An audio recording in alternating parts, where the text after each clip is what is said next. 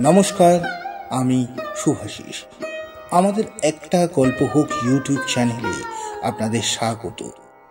আজকের গল্প শরৎচন্দ্র চট্টোপাধ্যায়ের কাহিনী অবলম্বনে কাশীনাথ। গল্প পাঠে এবং সমগ্র পরিচালনায় আমি শুভাশিস। বিশেষ সহায়তায় দেবযানী, পোস্টার এবং সাউন্ড এফেক্ট শুভ।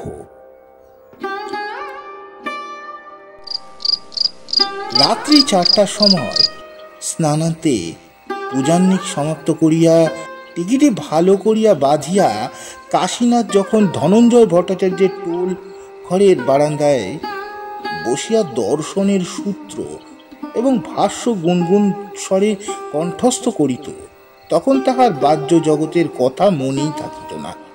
প্রশস্ত ললাট দীর্ঘকৃতি কাশীনাথ বন্দ্যোপাধ্যায় দর্শন শাস্ত্রে গহনে প্রবেশ করিয়া আপনাকে দিশেহারা করিয়া ফেলিত। তাহাকে তদবস্থ দেখিয়া কত লোক কত কথা বলিত। কেহ কহিত সে তাহার পিতার ন্যায় পণ্ডিত হইবে, কেউ বলিত পিতার ন্যায় পড়িয়া হয়তোবা পাগল হইয়া যাইবে। যাহারা তাহার বাতুল হইবার আশঙ্কা করিতেন, তাদের মধ্যে কাশীনাথের মাতুল একজন। তিনি মধ্যে মধ্যে বলিতেন, বাপু, তুমি গরিবের ছেলে, তোমার অত পড়িয়ে কি হবে? যাহা শিখিয়াছ তাহাতে কোনরূপে এক মুষ্টি আতপ তণ্ডুল, একখানা গামছা, দুটো তৈজসপত্রের স্বচ্ছন্দের জোগাড় হইবে। অত পড়িয়া কি শেষে স্বর্গীয় বন্দ্যোপাধ্যায়ের মহাশয়ের মতো ঘরের কোণে চুপ করিয়া বসিয়া মাথা নাড়িতে থাকিবে? এখন যাহা আশা আছে তখন তাহাও থাকিবে না। এই সকল কথা কাশীনাথের এক কর্ণ দিয়া প্রবেশ করিত, অন্য কর্ণ দিয়া বাহির হইয়া যাইত। বাতুল হইয়া যাইবার আশঙ্কায় মাতুল তিরস্কার করিতেন। সংসারের কাজকর্ম কিছুই দেখে না বলিয়া মাতুলানি তাড়না করিতেন। ব্যাকরণ সাহিত্যে বুৎপন্ন হইয়াছে দেখিয়া বয়োজ্যেষ্ঠ মাতুল পুত্রেরা ঠাট্টা বিদ্রুপ করিত। কিন্তু কাশীনাথ হয় এই সকল অকাতরে সহ্য করিত, নয় এই সকল কথার গুরুত্বই অনুভব করিত না, করিতে পারিত না। যাহা হোক, ফল একই দাঁড়াইয়াছিল। সে নিত্য যাহা করিত, নিত্য তাহাই করিত। সন্ধ্যার সময় কখনো মাঠে মাঠে আপনার মনে ঘুরিয়া বেড়াইত, কখনো নদী তীরের একটি পুরাতন অশক্ত বৃক্ষের শিকড়ের ওপর বসিয়া অস্তগামী সূর্যের রক্তিমাভা কেমন করিয়া একটির পর একটি আকাশের গায়ে মিলিয়া যায় অনুভব করিতে থাকিত। কখনো বা এই সকল করিত না কিছুই, শুধু মাতুলের চণ্ডীমণ্ডপের অন্ধকার নিবৃত কোণে কম্বলের আসন পাতিয়া চুপ করিয়া বসিয়া থাকিত। যেন জগতে তাহার কর্ম নাই, উদ্দেশ্য নাই, কামনা নাই। দ্বাদশ বৎসর বয়ক্রমকালে তাহার পিতৃবিয়োগ হইয়াছিল। এখন ৮ বর্ষ বয়ক্রম হইয়াছে। এই ৬ বৎসর কাল মাতুলালয়ে এইরূপে কাটিয়া যাইতেছে। সে এখন কি করিতেছে, পরে কি করিবে, কি আগে করিয়াছিল, এখন কি করা উচিত বা প্রয়োজন, এইসব কথা তাহার মনে আদেও স্থান পাইত না। যেন তাহার এমন করিয়া চিরদিন কাটিবে, যেন এমনি ভাবে চিরদিন মামার বাড়িতে দুবেলা তিরস্কার খাইতে পাইবে, যেন তাহাকে আর কোথাও যাইতে হইবে না, আর কিছুই করিতে হইবে না। তাহার সেই নীরব নিস্তব্ধ অন্ধকার কোণটি থেকে যেন চিরদিনই তাহার অধিকার থাকিবে। কেহই কখনো তাহা দখল করিতে আসিবে না, কিংবা সরিয়া অন্যত্র বসিতে বলিবে না। পাড়ার কোনো লোক দয়া করিয়া কখনো ডাকিয়া বলিত, কাশীনাথ, এমন করিয়া কখনো কাহার চলে নাই, তোমারও চলিবে না। যাহা হোক, তুমি একটু কিছু করো। কাশীনাথ জবাব দিত না, শুধু মনে মনে ভাবিত, কি করিতেছি আর কি আর আমাকে করিতে হইবে। এমন করিয়া কাশীনাথের দিন কাটিতেছিল। এই গ্রামের জমিদারের নাম প্রিয়নাথ মুখোপাধ্যায়। প্রিয়নাথ বাবু মহাকুলীন এবং অতিশয় ধনবান। যখন দেখিলেন এই কুলের খ্যাতির এত বড় লোক হইয়া সর্বরূপ ও গুণযুক্ত পাত্র বহু অনুসন্ধান করিয়া মিলিল না, তখন তিনি কৌলুন্য প্রথার ওপর একেবারে চটিয়া গেলেন। গৃহিণীকে এক কথা বলিলেন। তিনি বলিলেন, আমার এক বই মেয়ে নেই, আমার আর কুল নিয়ে হবে কি? গ্রামে গুরুদেবের বাটি। তাহার মত জিজ্ঞাসা করায় তিনি বলিলেন, হরি হরি, এও কি কখনো সম্ভব? তোমার অর্থের ভাবনা নাই, কোনো দরিদ্র কুলীন সন্তানকে কন্যাদান করিয়া জামাতা বা কন্যা নিজের বাটিতে রাখিয়া দাও। ইহা দেখিলেও ভালো হইবে, দেখিতেও ভালো হইবে, শুনিতেও ভালো হইবে। এত বড় বংশ, এত বড় কুল, ইহার মর্যাদা কি ছোট দেখিতে আছে? প্রিয়বাবু বাড়িতে আসিয়া এই কথা স্ত্রীকে জানাইলেন। গৃহিণী সাহ্লাদে মত দিয়া বলিলেন, তাই করো, যে কটা দিন বাঁচি কমলা আমার কাছেই থাক। তাহাই হইল। দরিদ্র দেখিয়া বিবাহ দিয়া নিজের কাছে রাখিবেন বলিয়া প্রিয়বাবু এক দিবস মধুসূদন মুখুজ্জে মশায়ের বাড়িতে উপস্থিত হইলেন। মধুসূদন শর্মা যখন যজমান বাটিতে নিত্য পুজো করিতে যাইতেছিলেন, সহসা এত বড় সম্ভ্রান্ত ব্যক্তির আগমনে অত্যন্ত সংকুচিত হইয়া পড়িলেন। কোথায় বসিতে দিবেন তিনি খুঁজিতেই পাইলেন না। প্রিয়বাবু বুঝিলেন মধুসূদন কিঞ্চিৎ বিব্রত হইয়া পড়িয়াছেন। হাসিয়া বলিলেন, মহাশয়ের নিকট কিছু প্রয়োজন আছে, চলুন ভেতরে গিয়ে বসি। হ্যাঁ হ্যাঁ, চলুন চলুন, কিন্তু তা না না, আর কিচ্ছু নয়, চলুন চলুন, গিয়ে সকল কথা বলছি। তখন দুইজন চণ্ডী মণ্ডপে আসিয়া বসিলেন। প্রিয়বাবু বলিলেন, আপনার ভাগ্নেটি কোথায়? আর কোথায়, ভট্টাচার্য মশাই তুলে পড়ছে, তাকে একবার ডেকে পাঠান। পাঠাচ্ছি। কোনো প্রয়োজন আছে কি? আরে বিশেষ প্রয়োজন আছে। মধুসূদন ভট্টাচার্য কিছুতেই বুঝিয়া উঠতে পারলেন না এই অকর্বণ্য ছোড়াটির সহিত এত বড় সম্ভ্রান্ত লোকের কি প্রয়োজন থাকিতে পারে। বরং একটু ভীতু হইয়া কহিলেন, কি কি করেছে, কি হ্যাঁ কি করবে? তবে প্রিয়বাবু হাসিয়া বললেন, তাকে নিজের জামাতা করব বলে মনে করেছি, এবং সেই সূত্রে আপনি আমার বৈবাহিক বলিয়া প্রিয়বাবু জোরে জোরে হাসিয়া ফেলিলেন। সে কথা মনে হওয়ায় তাহার হাসি পাইয়াছিল। মধুসূদন তাহা জানিতে পারিলে বোধহয় আর কথাই কহিতেন না। ভট্টাচার্য বিস্ময় বিস্মারিত নয়নে কিছুক্ষণ তাহার মুখের পানে চাহিয়া বলিলেন, কাকে? কাশীনাথকে? হ্যাঁ, কেন? অত বড় কুলীন সন্তান আমি আর সন্ধান পেলাম না। আপনার এ বিবাহে অমত আছে কি? অমত? এ পরম সৌভাগ্যের কথা, কিন্তু সে যে পাগল। পাগল? ওই এ কথা তো কখনো শুনি নাই। তার পিতাও তো পাগল ছিল। কাশীনাথের পিতাকে প্রিয়বাবু বিলক্ষণ চিনিতেন, এবং ইহাও জানিতেন অনেকেই পাগল বলিত তাহাকে। প্রিয়বাবু ক্ষণকাল চিন্তা করিয়া বলিলেন, ছেলেটির নাম কি? কাশীনাথ বন্দ্যোপাধ্যায়। তাকে ডেকে পাঠান, আমি একবার দেখব। মধুসূদন ভট্টাচার্য তাকে ডাকাইতে পাঠাইলেন। যে ডাকিতে গেল সে তাহারই কনিষ্ঠ পুত্র। সে গিয়া ডাকিল, কাশীদাদা, কাশীদাদা। কাশীদাদা উত্তর দিল না। আবার ডাকিল, কাশীদাদা। এবার কাশীনাথ মুখ তুলিয়া চাহিয়া বলিল, কি? তোমাকে বাবা ডাকছেন। কেন? তা জানি নে, ও গায়ের জমিদার বাবু এসছেন, তিনি তোমাকে ডেকে পাঠিয়েছেন। কাশীনাথ ধীরে ধীরে পুঁথি বন্ধ করিয়া বাটি আসিয়া যেখানে প্রিয়বাবু এবং তাহার মাতুল মহাশয় বসিয়াছিলেন সেইখানে আসিয়া উপবেশন করিল। প্রিয়বাবু তাহার অঙ্গ প্রত্যঙ্গ বেশ কিছুক্ষণ নিরীক্ষণ করিয়া কহিলেন, কাশীনাথ, কোথায় ছিলে? ভট্টাচার্য মশাইয়ের টুলে পড়ছিলাম। ব্যাকরণ পড়েছ? কাশীনাথ ঘাড় নাড়িয়া জানাইল সে পড়িয়াছে। সাহিত্য পড়েছ? সামান্যই পড়েছি। এখন কি পড়ছ? সাংখ্য দর্শন। প্রিয়বাবু বলিলেন, আচ্ছা যাও পড়ো গিয়ে। কাশীনাথ চলিয়া গেল। তাহাকে কেন ডাকাইয়া আনা হইল, কেন যাইতে বলা হইল, তাহা সে কিছুই বুঝিল না। টোলে আসিয়া পুনরায় পুঁথি খুলিয়া বসিল। সে চলিয়া গেলে প্রিয়বাবু বলিল, কি পাগলের না কিসের কথা বলছিলেন? মধুসূদন কহিলেন, না পাগল ঠিক নয়, ওই ওই একরকম। তাকে কেউ কেউ ওকে পাগল বলে। তাই কেউ কেউ ওকে পাগল বলে। কি রকম? সর্বদা পুঁথি নিয়ে বসে থাকে, না হয় আপন মনে ঘুরে বেড়ায়, কোথায় কোনো কথায় বা কোনো কাজে থাকে না, এই রকম। আর কিছু করে? হয়তো কখনো কোনো অন্ধকার ঘরের কোণে চুপ করে বসে থাকে। প্রিয়বাবু হাসিয়া বললেন, আর কিছু? এই কথা, এই হাসির অর্থ মধুসূদন ভট্টাচার্য যেন কতক বুঝিতে পারিলেন।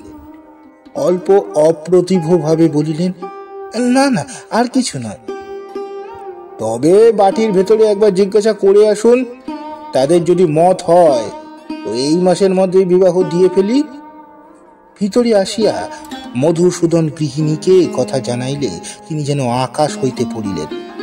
বিস্ময়ের মাত্রা কিঞ্চিত শমিত হইলে তিনি বলিলেন, কাশীর সঙ্গে প্রিয়বাবুর মেয়ের বিয়ে?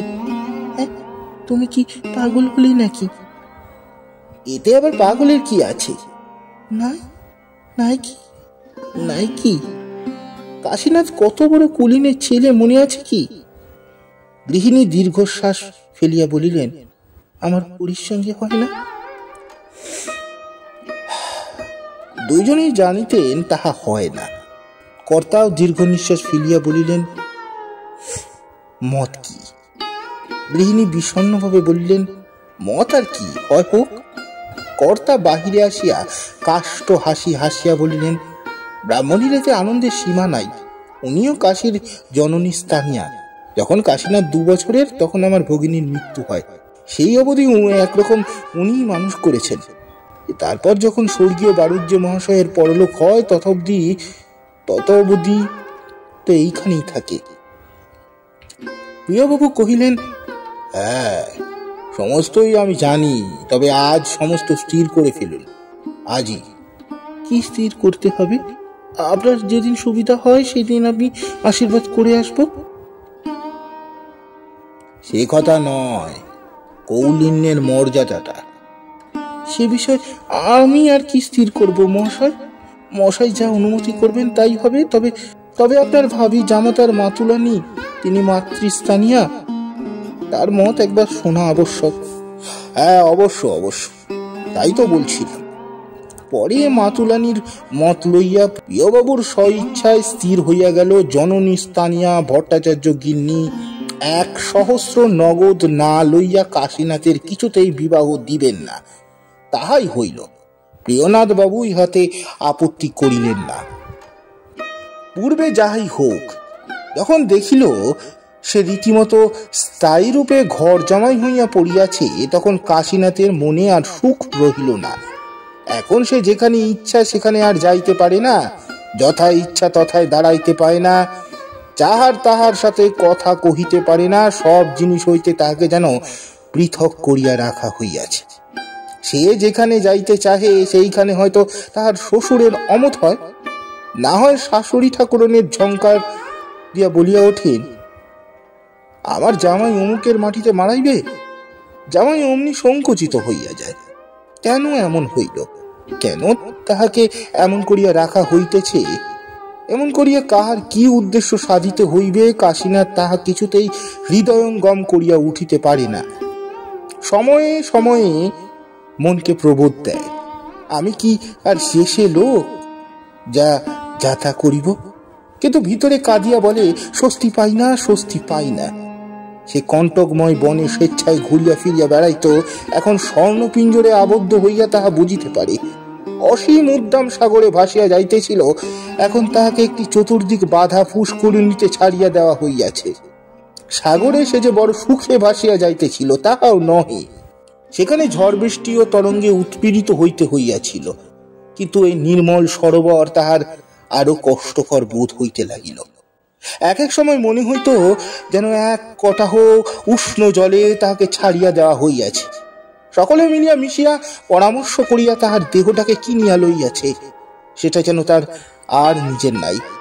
মাথায় সে টিকি নাই, কণ্ঠে তুলসীর মালা নাই, সে খালি পা নাই, সে খালি গা নাই, সে ধনঞ্জয় ভট্টাচার্যের টোল নাই, নদীর ধারের অশক্ত বৃক্ষ নাই, চণ্ডীমণ্ডপের কোণ নাই, কিচ্ছু নাই। সে নবজন্ম লাভ করিয়া পুনর্জন্মের সমস্ত বস্তু ঝাড়িয়া ঝুড়িয়া ফেলিয়া দিয়াছে, কিংবা তাহার দেহ আর মন যেন বিবাদ করিয়া পৃথক হইয়া গিয়াছে। সন্ধ্যার সময় মনটা যখন নদীর ধারে অশক্ত বৃক্ষ মূলে কি মাঠের ভিতরে কৃষক দিকের মধ্যে বিচরণ করিতে থাকে, দেহখানা তখন হয়তো চমৎকার বেশভূষায় বিভূষিত হইয়া গাড়ি চড়িয়া বেড়াইতে আসে। মনটা যখন কোমরে গামছা বাঁধিয়া নদীর জলে ঝাঁপাইয়া পড়ে, দেহটা হয়তো সেই জল চৌকির ওপর বসিয়া বৃত্ত হস্তে সাবান জলে পরিষ্কার হইতে থাকে। এইরূপে একটা কাশীনাথ সর্বদা দুইটা কাজ করিয়া বেড়ায়, অথচ কোনটাই তার সর্বাঙ্গ সুন্দর হয় না, কোনোটাই সম্পূর্ণ হয় না। কতদিন এই রূপে কাটিল। 1 মাস 2 মাস করিয়া শ্বশুরালয়ে তাহার 1 বৎসর কাটিয়া গেল। প্রথম কয়েক মাস তার মন্দ অতিবাহিত হয় নাই। আমোদ উৎসাহে বিশেষ একটা নতুনত্বের মোহে সে যেন নিজের অবস্থার দোষগুণ বিশেষ পর্যবেক্ষণ করিয়া দেখিবার সময় পায় নাই। যখন পাইল তখন দিন দিন শুকাইতে লাগিল। অপর কেহ এ কথা না বুঝিতে পারে, কমলা বুঝিল। তার চক্ষু স্বামীর অবস্থা ধরিয়া ফেলিল। একদিন সে বলল, তুমি শুকিয়ে যাচ্ছ কেন? কে বললে? আমার চোখ বললে। ভুল বলেছে। কমলা ধরিয়া বসিল। কি হয়েছে আমাকে বলবে না? না না, কিচ্ছু হয়নি। হয়েছে। কিচ্ছু তো হয়নি। হয়েছে। হয়নি? নিশ্চয়ই হয়েছে। আমার মন সব জানতে পারে। কাশীনাথ মুখ ফিরাইয়া বলিল, তুমি বড় বিরক্ত করো, আমি এখান থেকে যাই। কাশীনাথ চলিয়া যায় দেখিয়া কমলা হাত ধরিল। কাতর হইয়া কহিল, যেও না, আমি আর কোনো কথা জিজ্ঞাসা করব না। কাশীনাথ একবার বসিল, কিন্তু পরক্ষণেই বাহিরে চলিয়া গেল। কমলা আর বসিতে বলিল না, কিন্তু চলিয়া গেলে বালিশে মুখ লুকাইয়া কাঁদিতে লাগিল।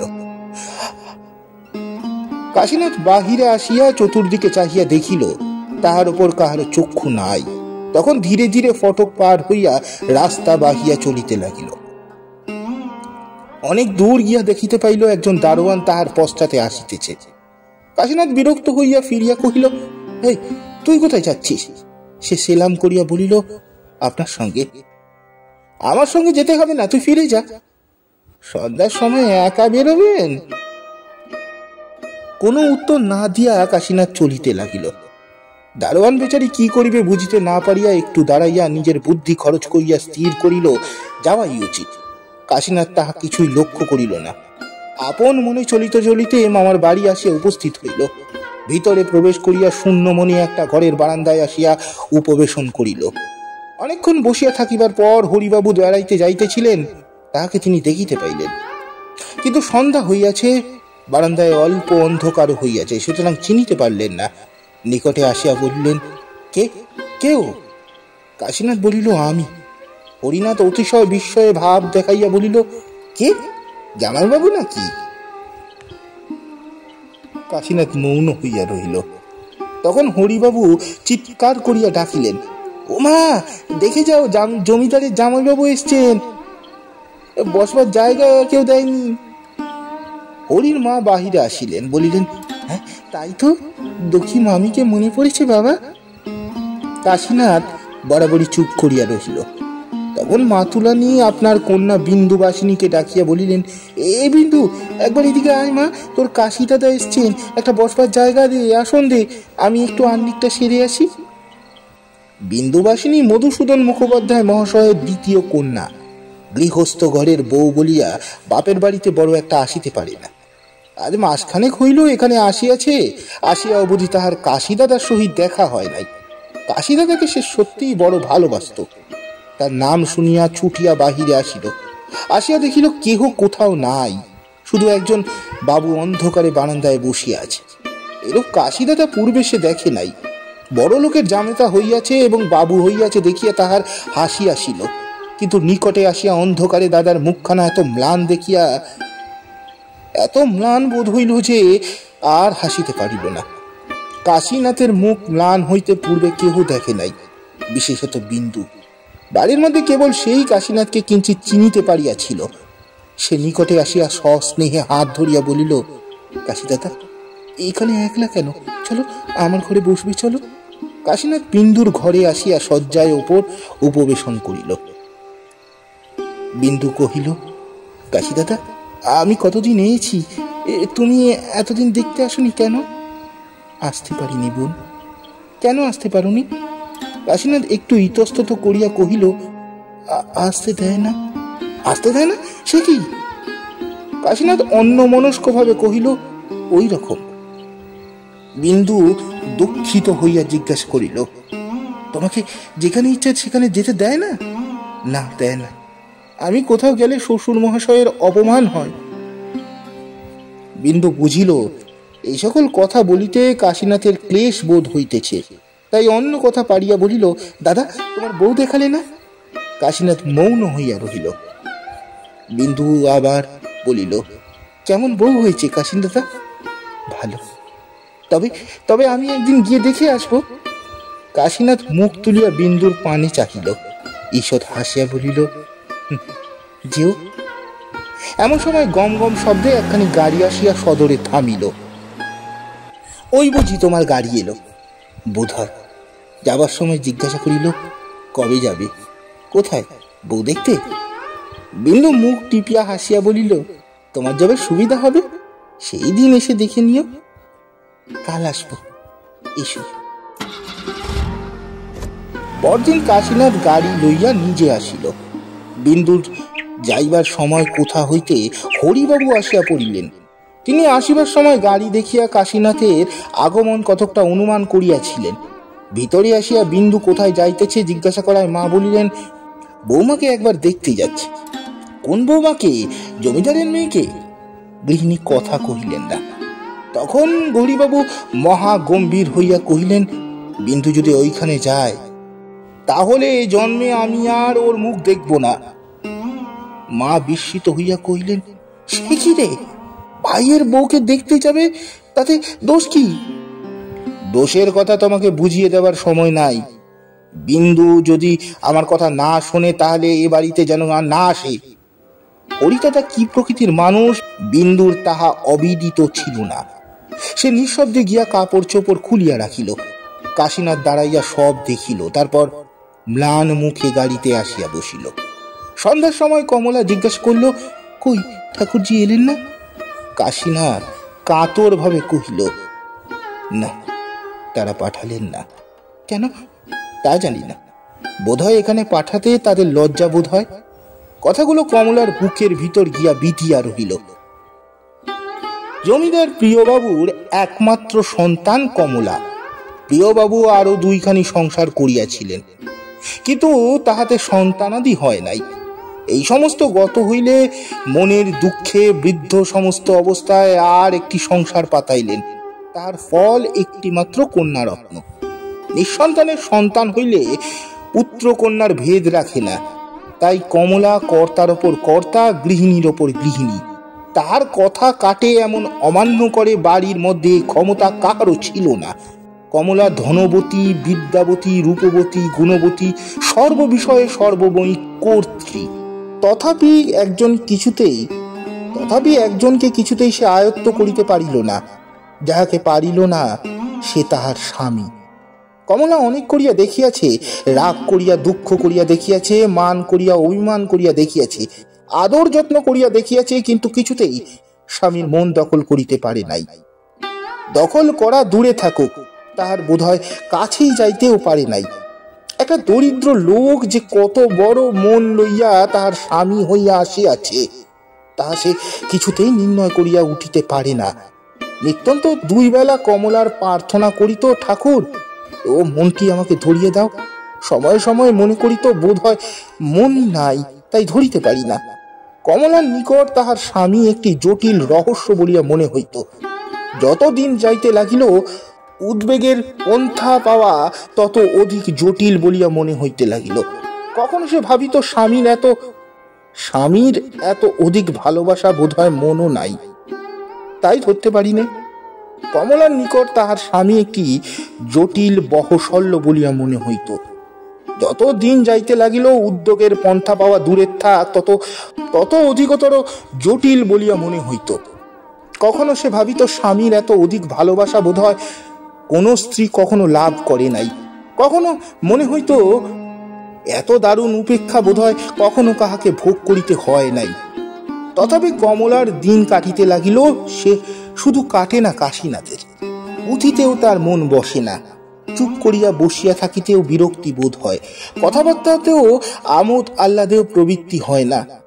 এমন হৃষ্টপুষ্ট শরীর কৃশ হইতে লাগিল, অমন গৌরবর্ণ কালো হইতে আরম্ভ করল। ক্রমশ শ্রী হারাইয়া আসিতেছে দেখিয়া কমলা কপালে করাঘাত করিল। পূর্বে সে প্রতিজ্ঞা করিয়াছিল এই কথাটা আর কাউকে জিজ্ঞাসা করিবে না, কিন্তু সে প্রতিজ্ঞা রক্ষা করা চলিল না।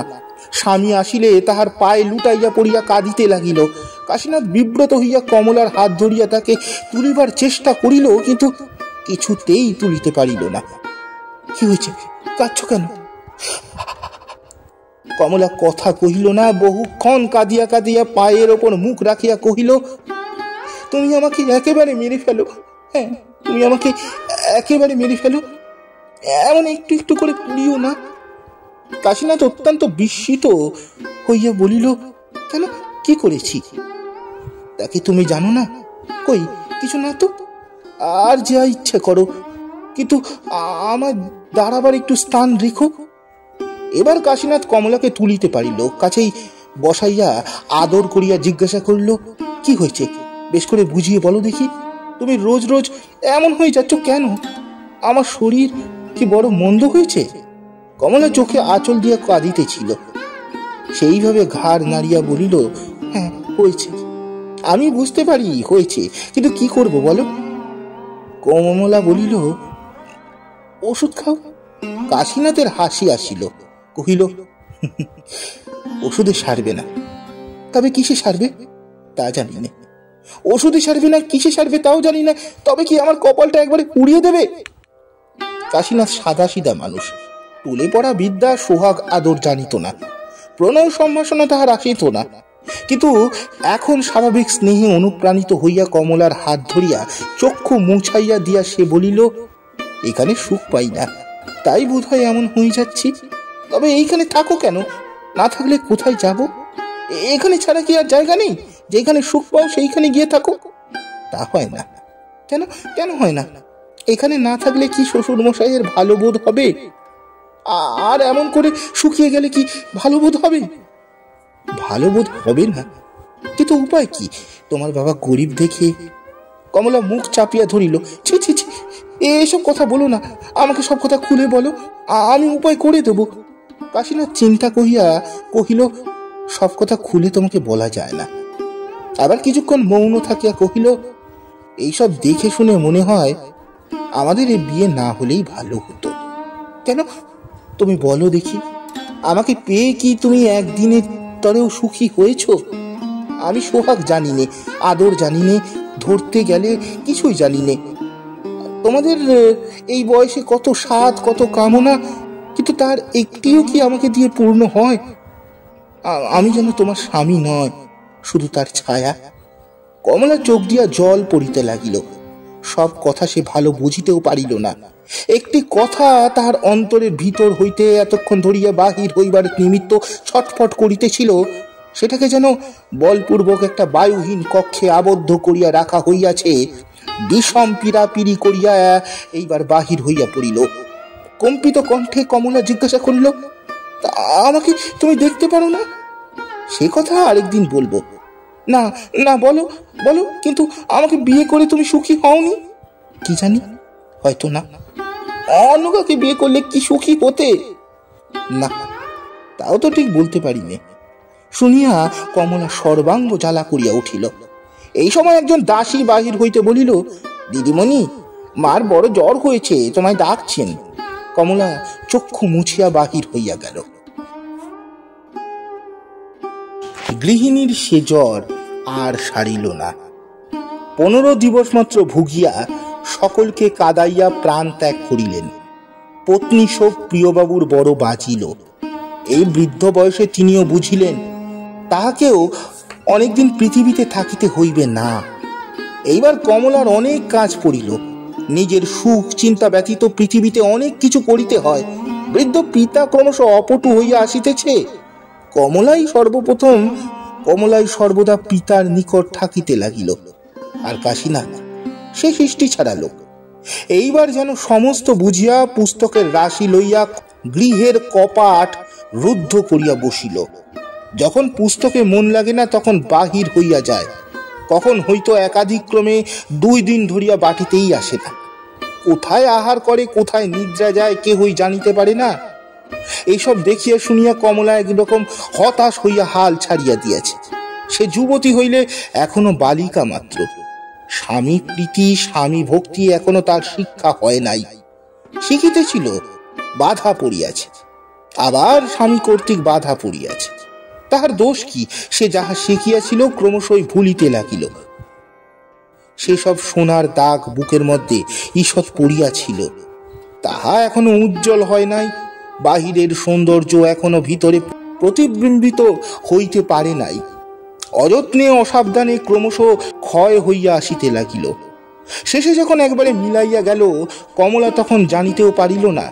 একখানা ভগ্ন অট্টালিকার 2-1খানা ইট, 2-1 টুকরো কাঠ পাথর বুকের মধ্যে ইতস্তত নিক্ষিপ্ত আছে, কখনো কখনো দেখিতে পাইত। কিন্তু এই সকল একত্র করিয়া আবার জোড়া দিয়া অট্টালিকা গাঁথিবার তাহার ইচ্ছাও ছিল না, সামর্থ্যও ছিল না। এখানে এক সময় একটা রাজপ্রসাদ ছিল, প্রমোদ কানন ছিল, স্বপ্নের ঘোরে আসিয়াছিল, স্বপ্ন শেষে চলিয়া গিয়াছে। সে স্বপ্ন ফিরিয়া দেখিবার তাহার আর সাধ নাই। যাহা গিয়াছে তাহা গিয়াছে। বৃদ্ধ পিতার সেবা করিয়া, দাস দাসীকে আদর যত্ন করিয়া কর্মসুখে তাহার দিন অতিবাহিত হইয়া যাইতেছে। কিন্তু একের যাহাতে সুখ হয়, অন্যের তাহাতে হয় না। কমলা যে সুখ অনুভব করিতে লাগিল, বুড়া ঝি তাহার মর্মে ক্লেশ পাইতে লাগিল। অনেক দেখিয়া শুনিয়া সে গোপনে এক দিবস প্রিয়বাবুকে কহিল, জামাইবাবু যেন কিরকম হয়ে যাচ্ছেন, কখন বাড়িতে থাকেন, কখন চলে যান, কখন কি করেন, বাড়ির কেউ জানতে পারে না। দিদিমণির সঙ্গে তো বোধহয় কথাবার্তাই হয় না। প্রিয়বাবু নিজের শরীর ও মন লইয়া বিব্রত ছিলেন, এই সকল দেখিতে পাইতেন না। বৃদ্ধা দাসীর কথায় তার চৈতন্য হইল। কমলা আসিলে সস্নেহে কহিলেন, মা, আমি যা জিজ্ঞাসা করব তার যথার্থ উত্তর দেবে? কমলা পিতার মুখ পানে চাহিয়া জিজ্ঞাসা করিল, কি কথা বাবা? দেখো মা, আমাকে লজ্জা করবার আবশ্যক নাই। বাপের কাছে বিপদের সময় কোনো কথা গোপন করতেও নাই। আমাকে সব কথা খুলে বলো, আমি নিজে সমস্ত মিটিয়ে দিয়ে যাব। কমলা মৌন হইয়া রহিল। প্রিয়বাবু আবার কহিলেন, সুখে থাকবে বলে তোমাকে সুপাত্রের হাতে দিয়েছিলাম। তুমি ছাড়া আমার আর কেউ নাই, কিন্তু তোমাকে অসুখী দেখে মরেও তো আমার সুখ নেই। বৃদ্ধের চক্ষু দিয়া জল গাড়াইয়া পড়িল। কমলার চক্ষু দিয়াও জল পড়িতেছিল। বৃদ্ধ সেই অশ্রু সস্নেহে মুছিয়া বলিলেন, সব কথা আমাকে খুলে বলবি নে মা। কিন্তু কি বলিতে হইবে? কমলা তাহাই খুঁজিয়াই পাইল না। প্রিয়বাবু কিছুক্ষণ মৌন থাকিয়া আবার কহিলেন, মা, ঝগড়া হয়েছে বুঝি? কমলা ভাবিল, ভাব থাকলে তো ঝগড়া হবে। ঘান নাড়িয়া কহিল, না, ঝগড়া হয়নি, তবে সে বুঝি তোকে দেখতে পারে না। কমলার একবার ইচ্ছা হলো বলে, তাই বটে, কিন্তু তাহা পারিল না। স্বামী তাহাকে দেখিতে পারে না বলিতে তাহার বুকে বাঁচিল। সে চুপ করিয়া রহিল। প্রিয়বাবু ম্লান মুখে হাসিয়া বলিলেন, তবে বুঝি তুই দেখতে পারিস নে? কমলা ভাবিল, তাই বুঝি হবে। আমি হয়তো দেখতে পারিনি, কিন্তু সে কি কথা, আমি আমার স্বামীকে দেখতে পারিনি? কমলা শিহরিয়া বুকের অন্তঃস্থল হইতে দেখিবার প্রয়াস করিল। দেখিল সেইখানকার গীত বাদ্য বন্ধ হইয়া গিয়াছে, শুধু মাঝে মাঝে 2-1জন জিনিসপত্র সরাইয়া লইতে যাইতেছে, শুধু মাঝে মাঝে 2-1জন জিনিসপত্র সরাইয়া লইয়া আসিতেছে যাইতেছে। তাহাদের এই করস্থিত বাদ্যযন্ত্রে অসাবধানে হয়তো একটু সুর বাহির হইয়া পড়িতেছে। কখনো হয়তো 2-1জন অভিনেতা পাশ হইতে উকি মারিয়া দেখিতেছে। কমলা কাঁদিয়া অঞ্চল দিয়া চক্ষু আবৃত্ত করিল। প্রিয়বাবু অতিশয় কাতর হইলেন, বলিলেন, কাঁদিস কেন মা? বাবা, আমরা যেন কারো কেউ নই। প্রিয়বাবু ধীরে ধীরে কন্যাকে আপনার বুকের কাছে টানিয়া লইলেন। ধীরে ধীরে অতি মৃদু স্বরে বলিলেন, ছি ছি মা, ছি, ও কথা মুখে আনে কেউ?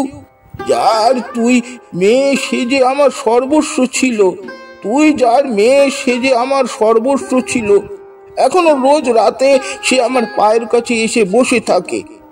শুধু তোদের ভয়ে দিনের বেলা আসে না, সন্ধে হয়ে আসছে। যদি সে এসে তোর তোর এই কথা শুনতে পায় তাহলে তো মনে বড় দুঃখ পাবে। তখনও সন্ধ্যা হইয়া আসিতেছিল, ঘরটায় অন্ধকার হইয়াছিল। কমলা সচকিতে চতুর্দিকে চাহিয়া দেখিল বাস্তবে কি কেহ ঘরে আসিয়াছে কিনা। কেহ কোথায় নাই দেখিয়া আশ্বস্ত হইল। সে তখন বাহিরে আসিল। তখন তার পা কাঁপিতেছিল, শরীর এত দুর্বল বোধ হইতেছিল যেন অর্ধেক রক্ত কেহ বাহির করিয়া লইয়াছে। তাহার কাজকর্ম সমাপ্ত করিয়া যে ঘরে কাশীনাথ মাটির ওপর আসন পাতিয়া প্রদীপ জ্বালিয়া পুঁথি খুলিয়া বসিয়াছিল সেই ঘরে গিয়া উপবেশন করিল। কাশীনাথ মুখ তুলিয়া দেখিল কমলা। বিস্ময়ে বলিল, হ্যাঁ তুমি যে? হ্যাঁ আমি এসছি, বসো বলিয়া কাশীনাথ আবার পুঁথিতে মন সংযোগ করিল। কমলা বহুক্ষণ ধরিয়া তাহার পুঁথি পাঠ দেখিল, তারপর হাত দিয়া পুঁথি বন্ধ করিয়া দিল।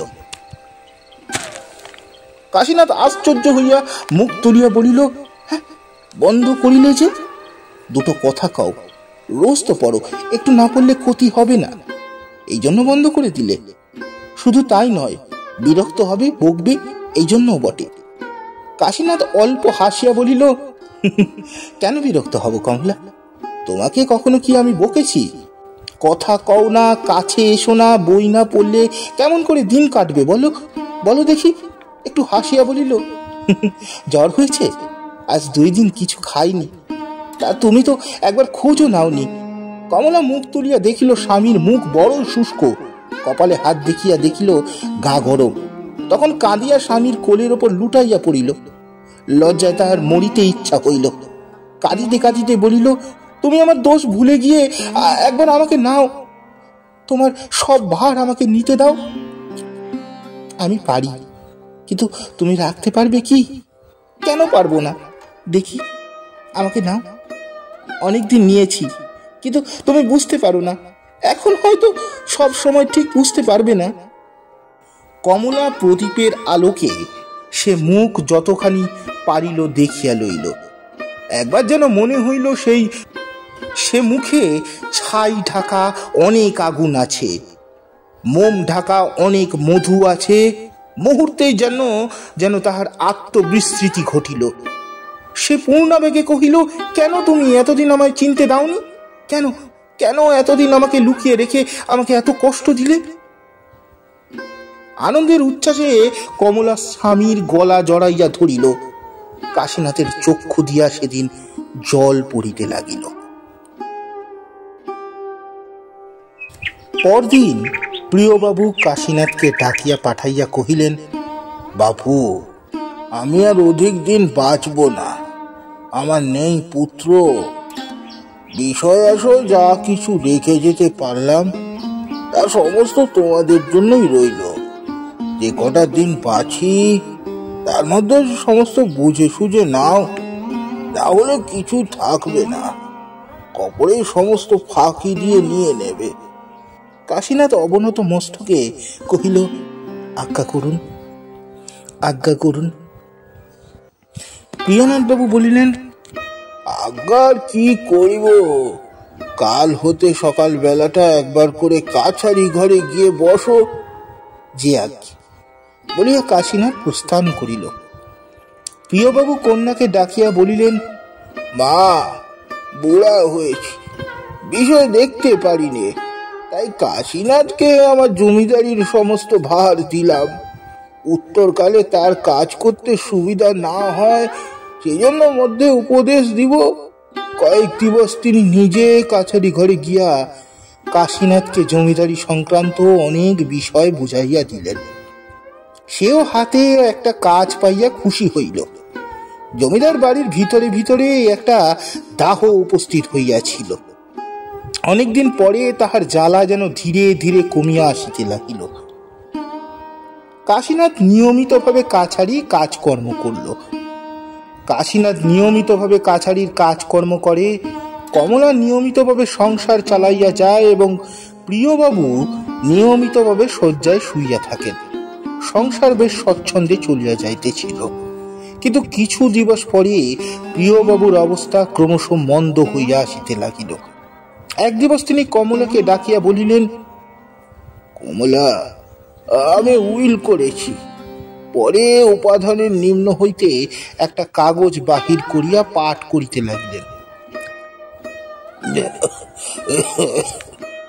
আমার স্থাবর অস্থাবর সমস্ত সম্পত্তির অর্ধেক আমার জামাতা কাশীনাথকে, অপর অর্ধেক কন্যা কমলা দেবীকে দান করিলাম। কেমন, ভালো হয়নি মা? কমলা কোনো কথা কহিল না। প্রিয়বাবু বিস্মিত হইয়া কহিলেন, কেন মা, তোমার মনোমত হয়নি? ওকে এই উইল তিনি বিশেষ করিয়া কমলাকে খুশি করিবার জন্যই করিয়াছিলেন। তাহার মনে মনে বিশ্বাস ছিল, তাহার স্বামী সম্পত্তির সত্যকার মালিক হইলে কমলার অত্যন্ত প্রীত হইবে।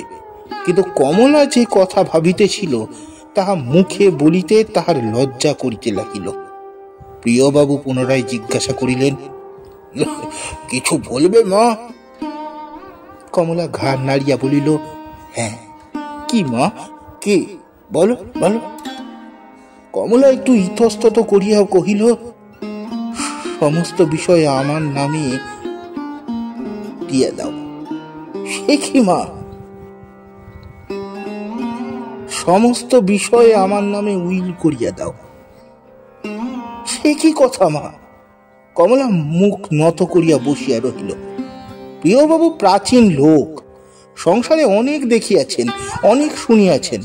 কমলার মনের কথা তিনি তাহার নিকট প্রচ্ছন্ন রহিল না। একে একে সব কথা তেমন তলাইয়া বুঝিতে পারিলেন। অল্প অল্প করিয়া তেমনি অবসন্নতা তাহার শরীর ছাইয়া ফেলিতে লাগিল। উপাধানে ভর করিয়া উঠিয়া বসিয়াছেন, সেই উপাধানে মাথা রাখিয়া চক্ষু মুদিয়া শুইয়া পড়িলেন। বহুক্ষণ মৌন থাকিয়া বলিলেন, তুমি আমার একমাত্র সন্তান, তোমার মনে দুঃখ দিতে চাই না। সমস্ত সম্পত্তি তোমাকেই দিয়ে যাব, কিন্তু কাজটা ভালো হবে না। তোমরা, আমি সবসময় চাই তোমরা সুখী হও, কিন্তু সে ভরসা আর করতে পারিনি। দীর্ঘ জীবনে অনেক দেখেছি, নিজে 3 বার বিয়ে করেছি। এরূপ মন নিয়ে জগতে কোনো স্ত্রী কখনো সুখী হতে পারে না। কিছুক্ষণ মৌন থাকিয়া আবার বললেন, দেখতে ভালো হবে, তেমনি খুশি হবে, এই মনে করে তোমাদের দুজনকে সমান ভাগ করে সমস্ত বিষয় দিতে যাচ্ছিলাম। জানতাম তুমি আর সে ভিন্ন নও। আচ্ছা বলো দেখি মা, কি জন্য তার বিষয় প্রাপ্তিতে তোমার অমত হচ্ছে? কমলা কাঁদো কাঁদো স্বরে কহিল, বিষয় পেলেও আমার দিকে ফিরেও চাইবেন না। বিষয় না পেলে আমার হাতে থাকবেন। প্রিয়বাবু বললেন, আমি কাশীনাথকে চিনি, কিন্তু তুমি চেনো না মা। সে ঠিক তার বাপের মতো। যদি তোমায় দেখতে না পারে তাহলে বিষয় পেলেও দেখতে পারবে না, না পেলেও দেখতে পারবে না। আর কমলা, এমন করে কি স্বামীকে হাতে রাখা যায়? জোর করে একটি বনের বাঘ বশ করতে পারা যায়, কিন্তু জোর করে একটি ছোট ফুলকে ফুটিয়ে রাখা যায় না। কিছুক্ষণ চুপ করিয়া পুনরায় কহিলেন, প্রার্থনা করি সফল হও, কিন্তু এ ভালো উপায় নয়। সে যদি তোমাকে না নেয় তাহলে কতটুকু তোমার অবশিষ্ট থাকবে? যেটুকু থাকবে তাতে অর্ধেক সম্পত্তিতেও কি চলে না? আর এক কথা, স্বামীকে দেহ মন আত্মা পার্থিব অপার্থিব সব দিতে হয়। যাকে সব দিতে হয় তাকে এই অর্ধেক বিষয়টুকু কি দেওয়া যায় না? কমলা, এমন করিস না মা। যদি কখনো সে জানতে পারে মনে কষ্ট পাবে। কমলা কোনো উত্তর দিল না। প্রিয়বাবু আর কোনো কথা জিজ্ঞাসা করিলেন না। দুজনেই প্রায় 8 ঘন্টা মৌন হইয়া রহিলেন। অন্ধকার হইয়া আসিতেছে, দাসী প্রদীপ দিয়া গেল। কমলাও চক্ষু মুছিয়া নিজের আপনার নিত্যকর্মে প্রস্থান করিল। পরদিন প্রিয়বাবু তাহার উকিলকে ডাকিয়া বলিলেন, আমি উইল বদলাবো। উকিল জিজ্ঞাসা করিলেন, কিরূপে বদলাবেন? আমার জামাতার নাম কেটে সমস্ত সম্পত্তি কন্যাকে লিখে দেব। কেন? সে কথার প্রয়োজন নাই, যা বললাম সেই রূপে লিখে দিন আপনি। প্রিয়বাবুর মৃত্যুর পর সাধ্য শান্তি হইল। উইল দেখিয়া কাশীনাথ কিছুমাত্র দুঃখিত বা বিস্মিত হইল না। জগতে যাহা নিত্য ঘটে, যাহা ঘটা উচিত, তাহাই ঘটিয়াছে। ইহাতে দুঃখই বা কি আর আশ্চর্যই বা কেন? তথাপি দেওয়ান মহাশয় কাশীনাথকে নিভৃতে পাইয়া বলিলেন, জামাইবাবু, কর্তা মহাশয় যে এরূপ উইল করবেন তা আমরা কখনো ভাবি নাই। পূর্বে তিনি একবার উইল করিয়াছিলেন, তাহাতে আপনাকে আর তাহার কন্যাকে সমান ভাগ দিয়েছিলেন।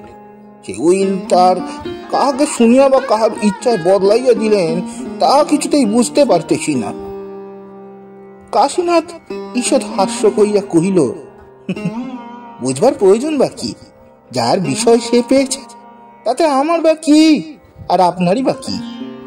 দেওয়ানজি অপ্রতিভ হইয়া বলিল, তবুও কিন্তু কিছুই তবু নাই, কিছুই তবু নাই। বস্তুত আমার সম্পত্তিতে অধিকারী বা কি? বরং আমার অর্ধেক দিয়ে গেলেই আশ্চর্য হবার কথা ছিল বটে। আর আমাকে অর্ধেক দেওয়াও যা, তাকে সমস্ত দেওয়াও তা, কিছু প্রভেদ নেই। আছে কি? দেওয়ান এবার বিলক্ষণ অপ্রতিভ হইলেন। শুষ্ক মুখে বললেন, না না, প্রভেদ কিছু নাই। আমি শুধু কর্তামশাইয়ের কথা বলছিলাম, তার অভিপ্রায় আমি জানতাম, এই জন্যই কথা বলছিলাম। তিনি তার কর্তব্যই করেছেন। ভেবে দেখুন, স্বামী স্ত্রীর স্বামী ভিন্ন গতি নাই, কিন্তু স্বামীর স্ত্রী ভিন্ন অন্য গতি আছে। আমি দরিদ্র, একেবারে অতটা বিষয় নিজ হাতে পেলে হয়তো কুফল ফলতে পারে। এই আশঙ্কায় বোধহয় পূর্বের উইল বদলে গিয়েছেন। বৃদ্ধ দেওয়ান মহাশয় কাশীনাথকে বরাবর পণ্ডিত, মূর্খ, টুল ও ভট্টাচার্য মনে করতেন। তার মুখে এরূপ বুদ্ধির কথা শুনিয়া ধন্যবাদ না দিয়া থাকিতেই পারলেন না। এইরূপে বৃদ্ধ দেওয়ান উত্তরোত্তর কাশীনাথের বিজ্ঞতার যত পরিচয় পাইতে লাগিলেন, অন্যদিকে কমলা উত্তরোত্তর ততই অজ্ঞতার পরিচয় পাইতে লাগিলেন। দিনের মধ্যে শতবার সে আপনাকে প্রশ্ন করে, উনি কেমন তোর মানুষ? শতবার বিফল প্রশ্ন শুষ্ক মুখে ফিরিয়া আসিয়া কহে, আমি বুঝিতে পারি না। সহস্র পরিশ্রমে, সহস্র চেষ্টায় কমলা কিছুতেই স্থির করিতে পারে না এই দুই হাত পা সমন্বিত মানুষটা কিসে নির্মিত।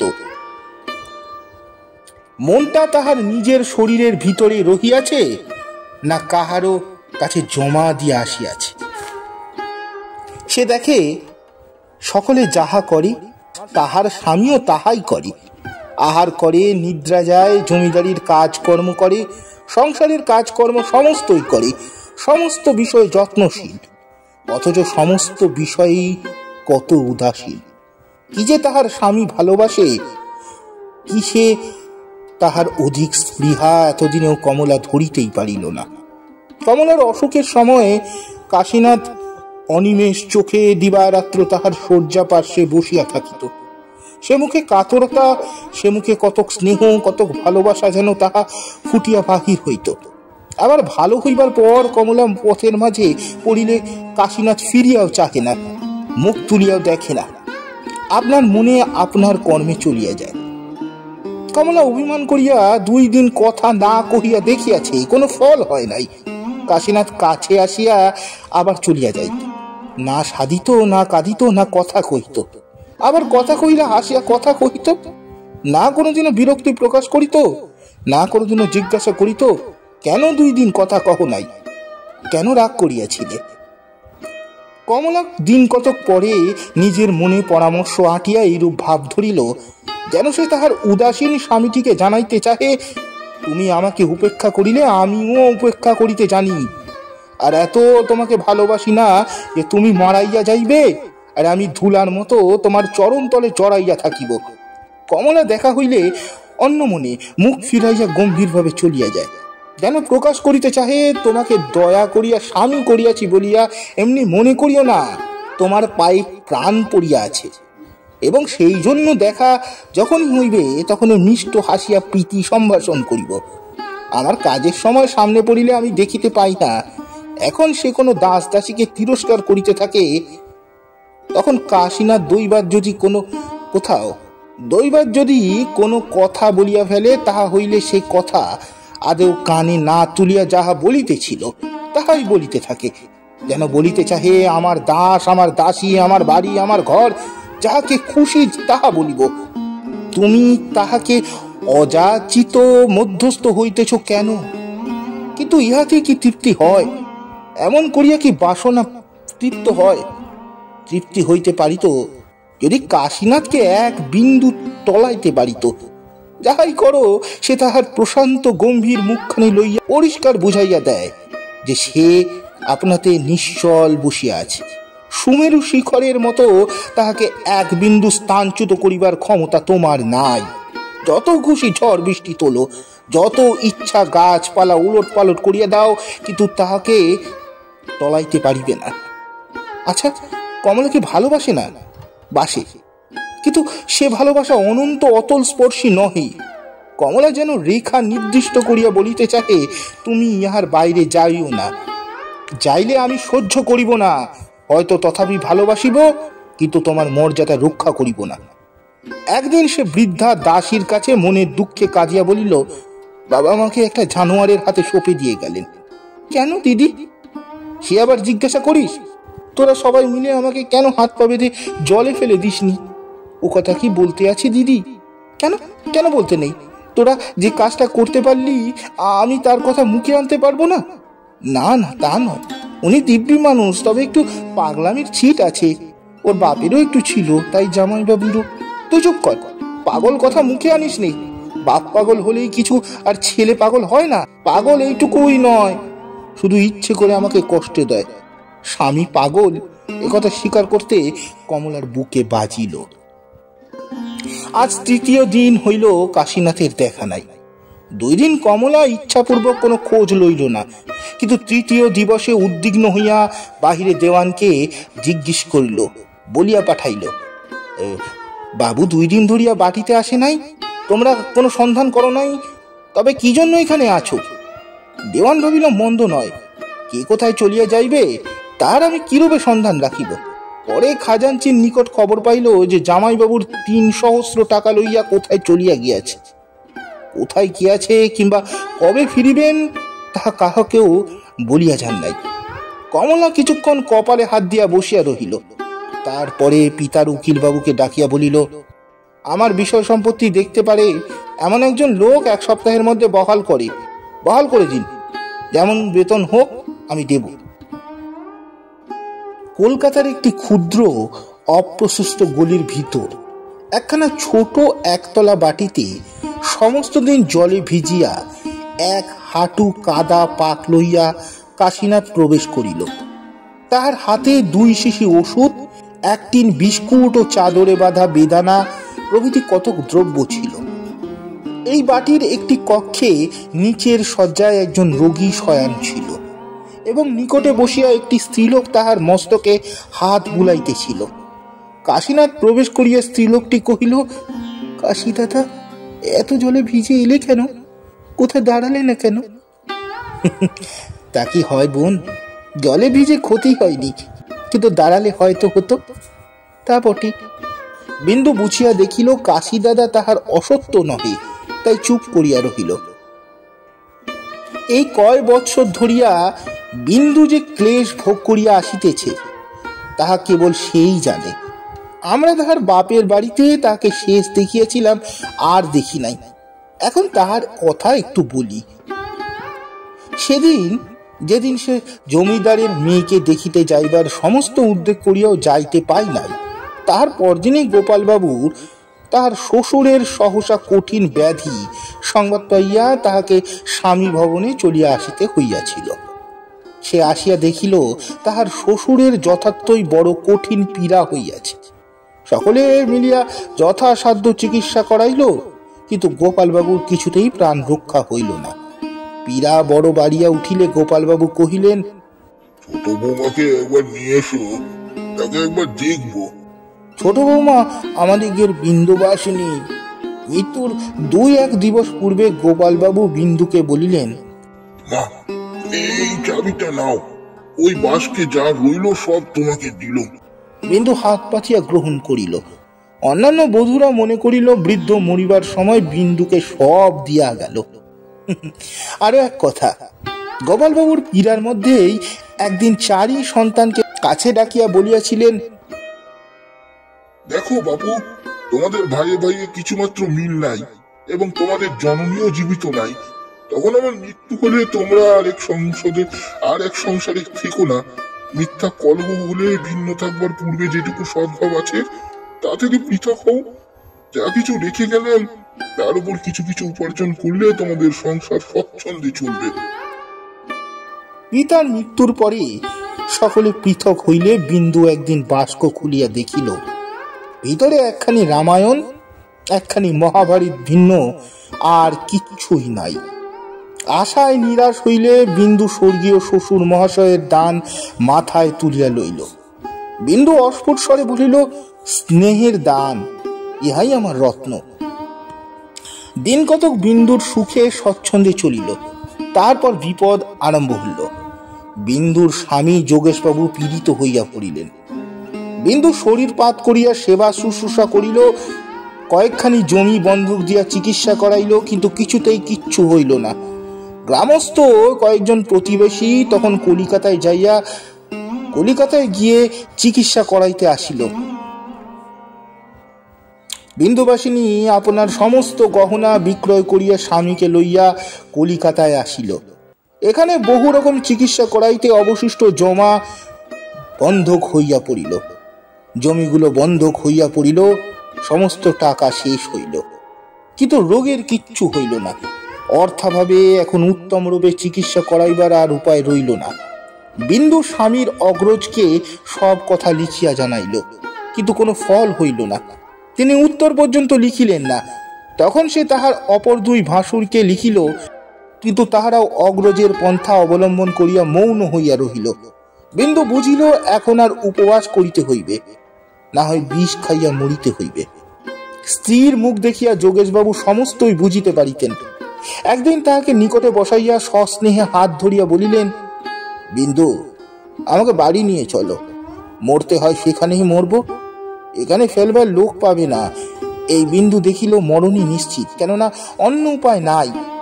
স্বামীকে বাটি ফিরাইয়া লইয়া যাইবার উপায়ও নাই, কিন্তু এ অবস্থায় রাখিয়া কেমন করিয়া মরিবে? আর যদি মরিতেও হয় তখন লজ্জা করিয়া কি হইবে? অনেক বিতর্কের পর সে লজ্জার মাথা খাইয়া কাশীনাথকে পত্র দ্বারা বিদিত করলে। পরের ঘটনা আপনাদের অবিদিত নাই। আসিবার সময় কাশীনাথ অনেক টাকা আনিয়াছিল। সেই টাকা দিয়া শহরের উৎকৃষ্ট ডাক্তার দিগের মত জিজ্ঞাসা করিয়া সকল কহিল, বায়ু পরিবর্তন না করিলে আরোগ্য হইবে না। কাশীনাথ সকলকে লইয়া বৈদ্যনাথ উপস্থিত হইল। এখানে থাকিয়া মাস 2-এর মধ্যে সবাই বুঝিতে পারিল যোগেশবাবু এই যাত্রা বাঁচিয়া গেলেন, তথাপি ফিরিবার সময় এখনো হয় নাই। সেই জন্য তাহাদিগকে এইখানে রাখিয়া কাশীনাথ বাড়ি ফিরিয়া আসিল। প্রাতঃকালে কমলার সহিত দেখা হইলে সে জিজ্ঞাসা করল, কখন এলে? রাত্রে এসছি। কমলা আপনার কর্মে চলিয়া গেল। কাশীনাথ বাহিরে আসিয়া কাছারি ঘরে প্রবেশ করিল। বহুদিন পর তাহাকে দেখিয়া কর্মচারীগণ দাঁড়াইয়া উঠিল।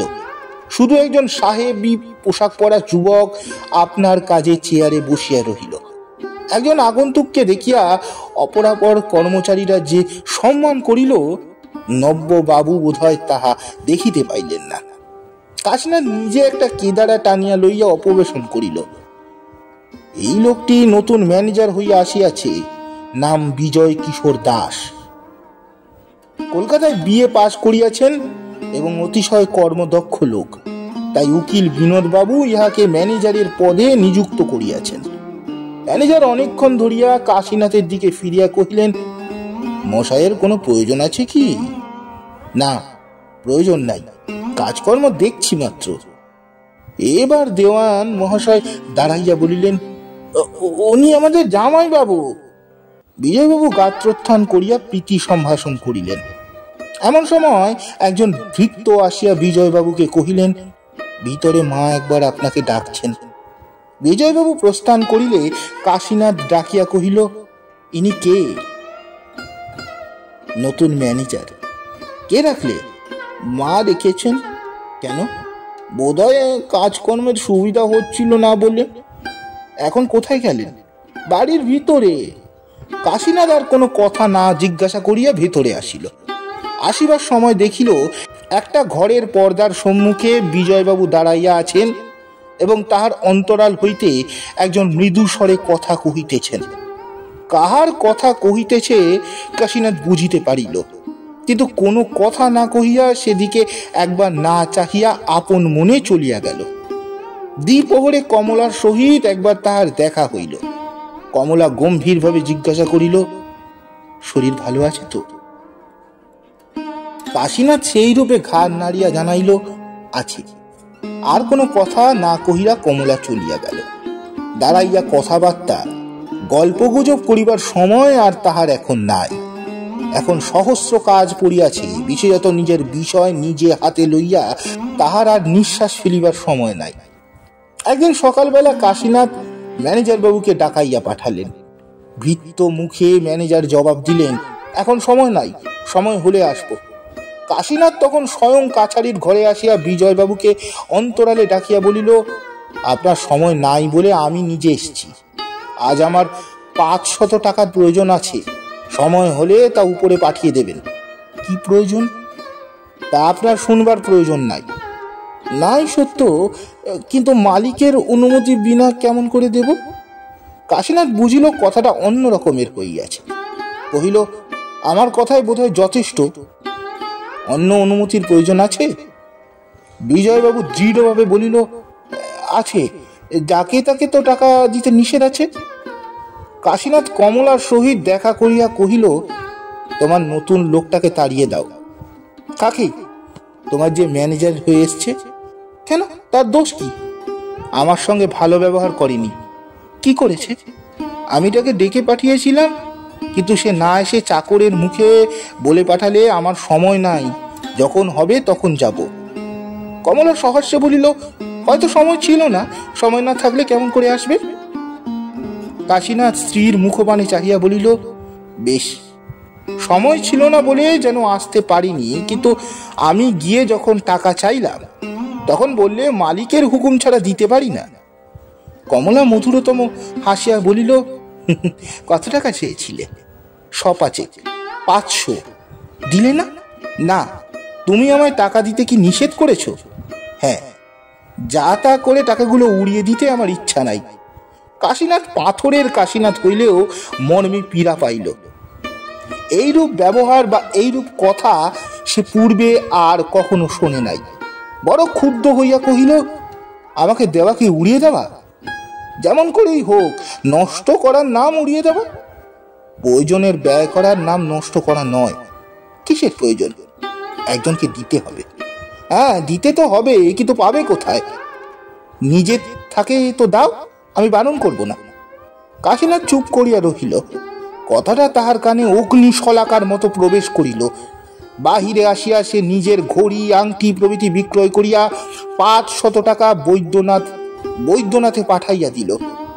নিচে এক স্থানে লিখিয়া দিল, আর কিছু চাস নে বোন, আমার আর কিচ্ছু নাই, আমার আর কিছুই নেই। সেই দিন হইতে কাশীনাথ আর ভিতরে প্রবেশ করে না। কমলার কোনো খোঁজ লয় না। এমনই দিন কত গত হওয়ার পর একদিন একটা ভৃত্য আসিয়া কহিল, আপনার কাছে একজন ব্রাহ্মণ আসতে চান।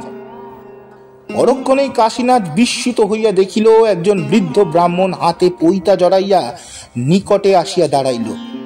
কহিল, আপনি মহৎ ব্যক্তি, ব্রাহ্মণকে সর্বশান্ত করবেন না। কাশীনাথ ভীত হইয়া কহিল, কি হয়েছে? ব্রাহ্মণ কহিল, আপনার কত আছে, কিন্তু আমার এই জমিটুকু ভিন্ন অন্য উপায় নেই, ওটুকু আর নেবেন না। বলিতে বলিতে কাঁদিয়া ফেলিল।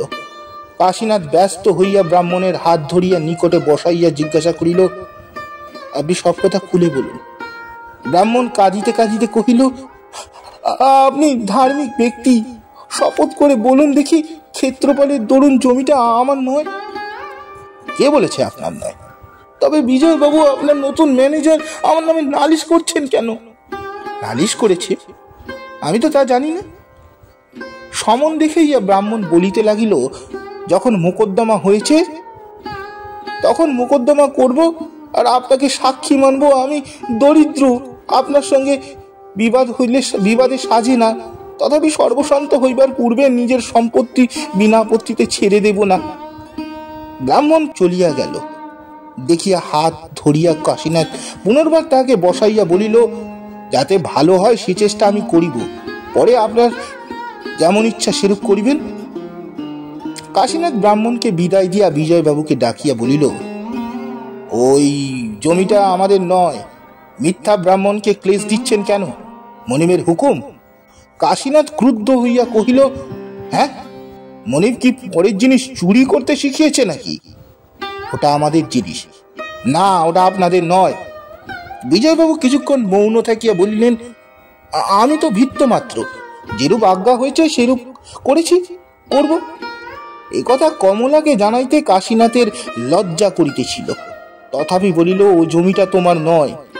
ব্রাহ্মণের ব্রহ্মস্ব অপহরণ করো না। অপহরণ করছি কে বললে? যেই বলুক ও জমিটা তোমার নয়। মিথ্যা মোকদ্দমা করতে বিজয়বাবুকে নিষেধ করে দাও।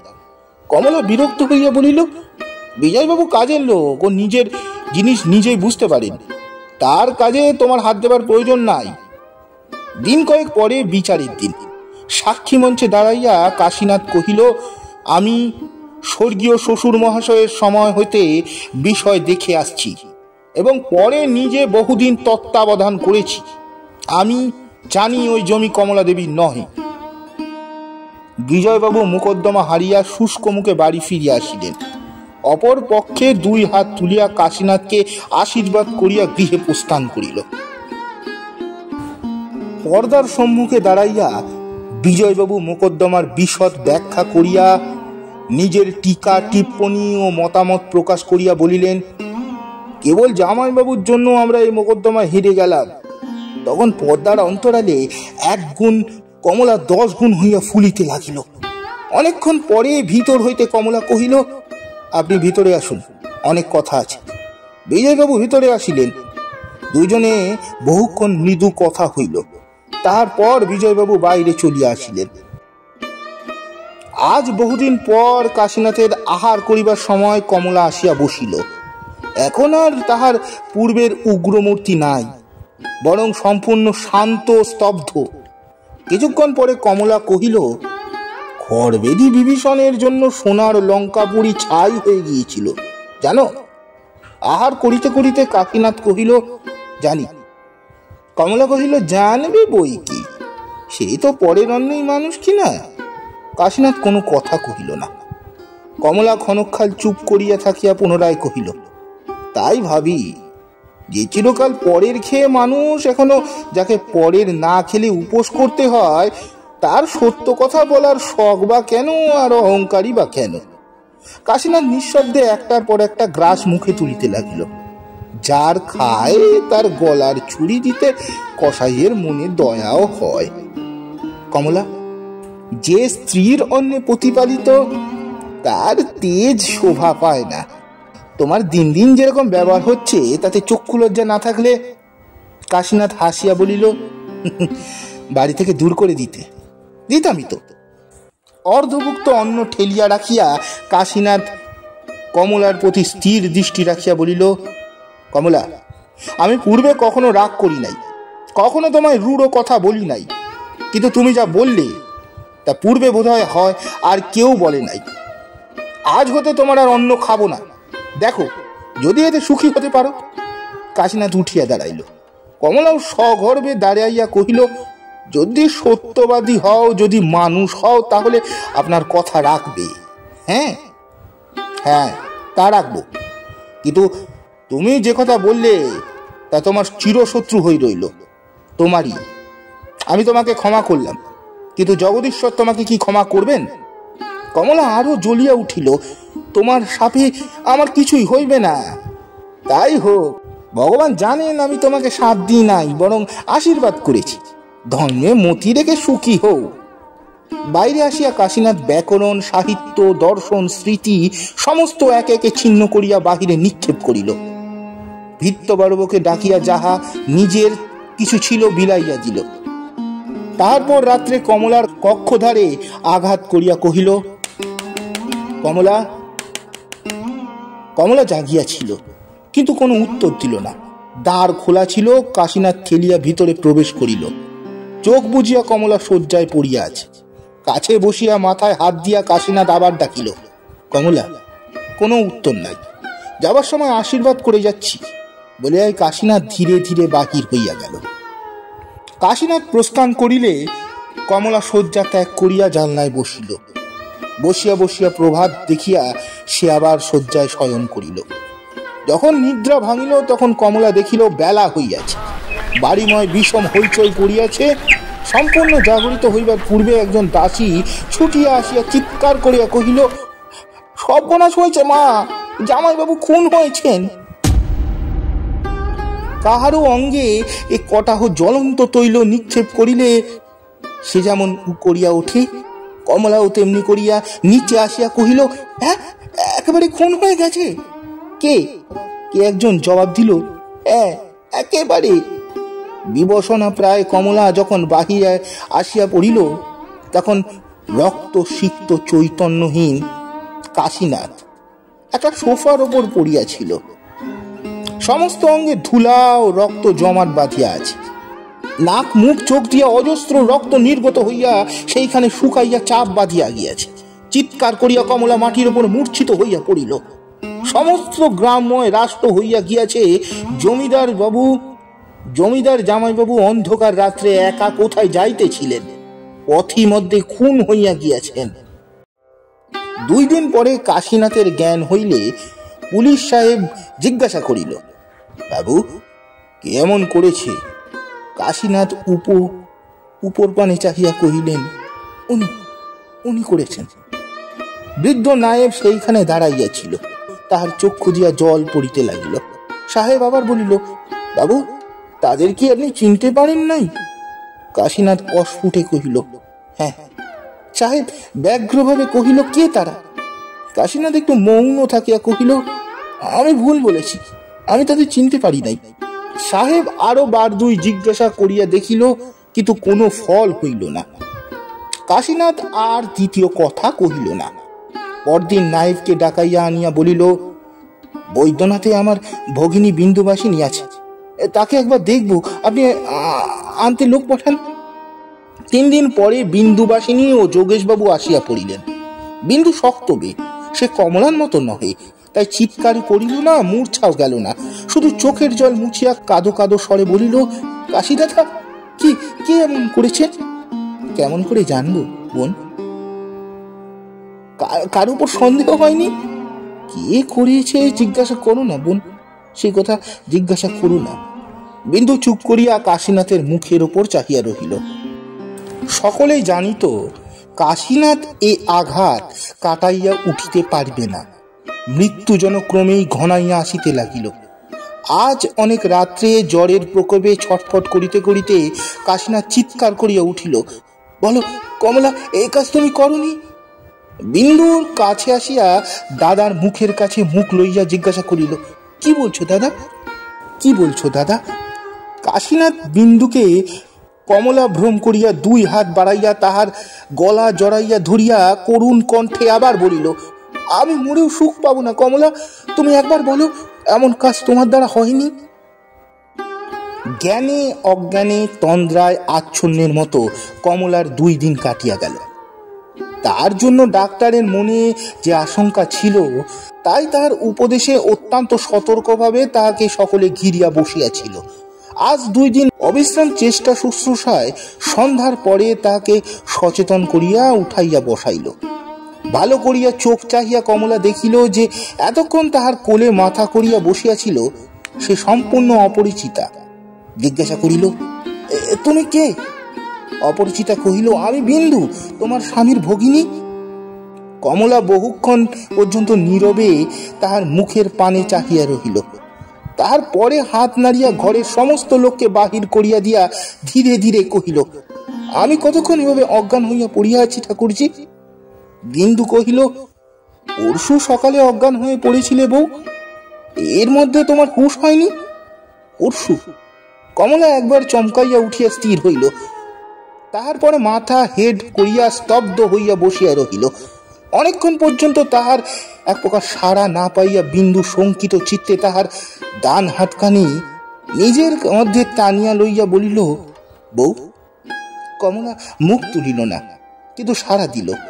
কহিল, ভয় করো না ঠাকুরজি, আমি আর অজ্ঞান হব না। সে যে অন্তরের মধ্যে আপনাকে সচেতন করিয়া তুলিবার যে নিঃশব্দে প্রাণপণ চেষ্টা করিতেছে, বিন্দু কিছু তাহা বুঝিল। তাই সে ধৈর্য ধরিয়া মৌন হইয়া রহিল। আরো কিছুক্ষণ এইভাবে বসিয়া থাকিয়া কমলা কহিল, বলিল, তুমি যে আমাকে নিয়ে এই দুদিন বসে আছো ঠাকুরজি, আমার সেবা করতে কি তোমার প্রবৃত্তি হলো? আমি তো নিজে কখনো এমন করতে পারতাম না।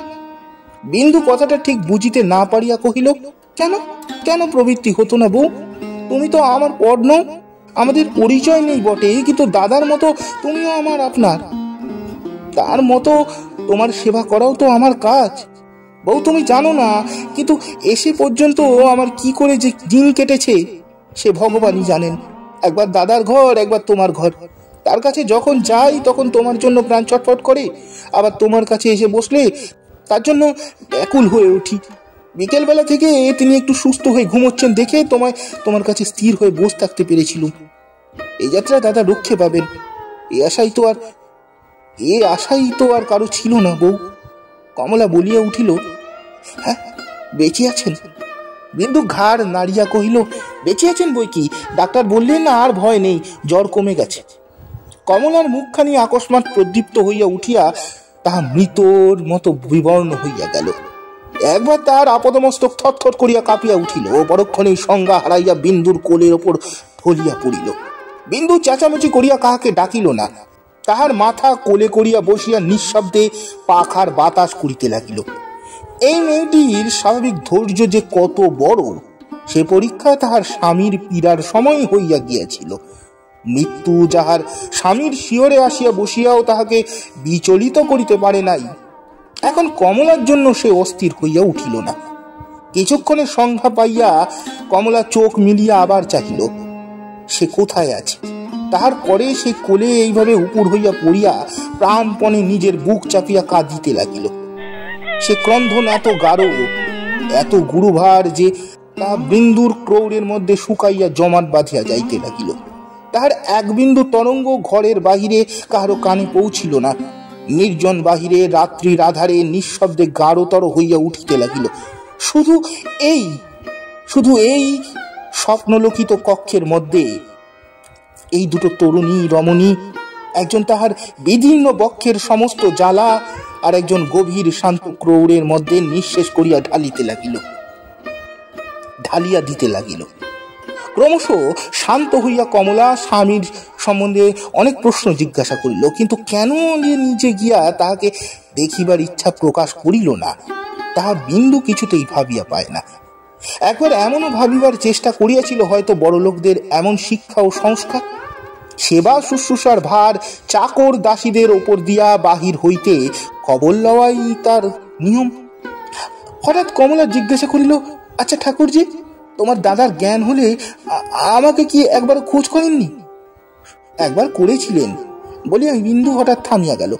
কমলা তাহা লক্ষ্য করিল, কিন্তু প্রশ্ন না করিয়া শুধু উৎসুক ব্যাকুল দৃষ্টিতে বিন্দুর মুখের পানে চাহিয়া রহিল। বিন্দু কিছুক্ষণ চুপ করিয়া থাকিয়া কহিল, দাদার জ্ঞান হলে তিনি আমাকে তুমি মনে করে গলা ধরে চেঁচিয়ে উঠেছিলেন, বলেছিলেন, বলো কমলা, এ কাজ তুমি করনি, আমি মনেও সুখ পাবো না কমলা, শুধু একবার বলো এ কাজ তোমার দ্বারা হয়নি। কমলা নিঃশ্বাস রুদ্ধ করিয়া কহিল, তারপরে? বিন্দু কহিল, আমি তো জানি না বউ, তিনি কোন কথা জানতে চেয়েছিলেন। আমি জানি ঠাকুরজি, তিনি কি জানতে চান বলিয়া কমলা একবারে সোজা উঠিয়া বসিল। বিন্দু কমলার হাত ধরিয়া ফেলিয়া বলিল, তুমি সে ঘরে যেও না বউ, কেন যাব না? ডাক্তারের নিষেধ আছে। তুমি গেলে ক্ষতি হতে পারে। আমার ক্ষতি? আমার চেয়ে ডাক্তার বেশি বোঝে ঠাকুরজি। আমি তার কাছে চললুম।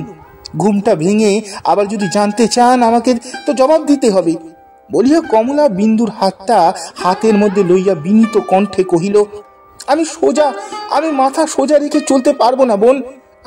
আমাকে দয়া করে একবার তার কাছে দিয়ে এসো ঠাকুরজি। আমাকে দয়া করে তার কাছে একবার দিয়ে এসো ঠাকুরজি।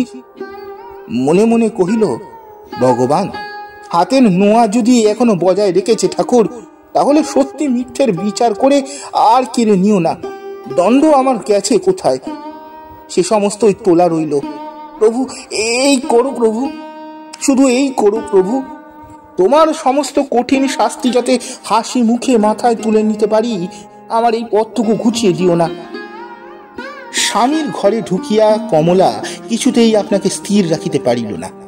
তাহার 2 দিনের উপবাসক্ষীণ দেহ এবং ততোধিক দুর্বল মস্তিষ্ক ঘুরিয়া স্বামীর পদতলে পড়িয়া গেল। কাশীনাথ জাগিয়া ছিল। কে একজন তাহার পায়ের কাছে বিছানার উপর পড়িল, তাহা সে টের পাইল, কিন্তু ঘাড় তুলিয়া দেখিবার সাধ্য ছিল না। তাই জিজ্ঞাসা করল, কে? বিন্দু? বিন্দু বলিল, না দাদা, বউ কমলা। তুমি এখানে কেন? বিন্দু জবাব দিল, সামলাতে না পেরে মাথা ঘুরে পড়ে গেছে দাদা। কাশীনাথ চুপ করে রহিল। বিন্দু পুনরায় কহিল, আর রাত্রে আসতে আমি মানা করেছিলাম। আমি নিশ্চয় জানতাম 2 দিন পরে এইমাত্র যার জ্ঞান হয়েছে সে কিছুতেই এ ঘরে ঢুকে নিজেকে সামলে রাখতে পারবে না। স্বামীর 2 পায়ের মধ্যে মুখ লুকাইয়া কমলা নীরবে পড়িয়াছিল। তাহার অবিচ্ছিন্ন তপ্ত অশ্রুর ধারা কাশীনাথ নিজে আপনার শীতল পায়ের ওপর অনুভব করিতেছিল। তাই ধীরে ধীরে কহিল, হ্যাঁ বোন, না এলেই ভালো হতো। কমলার প্রতি চাহিয়া বিন্দুর নিজের চোখে জল আসিয়া পড়িয়াছিল। আঁচলে মুছিতে মুছিতে বলিল, সে ভালো কি কেউ পারে দাদা? তুমি ভালো হয়ে থেকো, তুমি ভালো হয়ে ওঠো। কিন্তু এই 2 দিন বউয়ের যে কেমন করে কেটেছে সে কেমন আমি জানি আর ভগবান জানেন, নিজেও বোধ করি জানিনি। ভগবানের নামে কাশীনাথ চোখ বুঝিয়া তাহার বাইরের দৃষ্টি নিমেষের মধ্যে ফিরাইয়া অন্তরের দিকে প্রেরণ করিল, যেখানে বিশ্বের সমস্ত নরনারীর অন্তর্যামী চির প্রতিষ্ঠিত অধিষ্ঠিত হয়ে আছেন। তাহার শ্রীচরণে যেন এই প্রশ্ন নিবেদন করিয়া দিয়া সেই মুহূর্তের জন্য অপেক্ষা করিয়া রহিল। তাহার পর চোখ দিয়া চাহিয়া কহিল, আমার প্রাণের আর কোনো আশঙ্কা নেই কমলা, উঠে বসো। বিন্দু কহিল, দাদা, তুমি আমার কাছে যে কথা জানতে চেয়েছিলে বউ তার উত্তর দিতে এসছে। কাশীনাথের পাংশু ওষ্ঠা ধরে হাসি ফুটিয়া উঠিল। কহিল, আর কারুকে কোনো জবাব দিতে হবে না বিন্দু। যে 2 দিন ও অচেতন হয়ে পড়েছিল তার মধ্যে আমার সমস্ত জবাব পৌঁছে গেছে বলিয়া বা হাতে ভর দিয়া কাশীনাথ উঠিয়া বসিল। ডান হাতে কমলার মাথাটি জোর করিয়া তুলিবার চেষ্টা করিয়া ডাকিল, কমলা। কমলা সাড়া দিল না। তখনই সজোরে পায়ের ওপর মুখ ফিরাইয়া পড়িয়া রহিল। তেমনি তাহার 2 চক্ষু বহিয়া প্রস্রবণ বহিতে লাগিল। বিন্দু ব্যস্ত হইয়া উঠিয়া বলিল, তুমি উঠো না দাদা, ডাক্তার বলেন আবার যদি। কাশীনাথ হাসি মুখে কহিল, ডাক্তার যাই বলুন বোন, আমি তোদের বলছি আর ভয় নেই। এই যাত্রা আমাকে তোরা ফিরিয়ে এনেছিস। তারপরে কমলার রুক্ষ চুলগুলো হাতের মধ্যে লইয়া ক্ষণকাল নীরবে নাড়াচাড়া করিয়া কাশীনাথ পুনরায় শুইয়া পড়িল।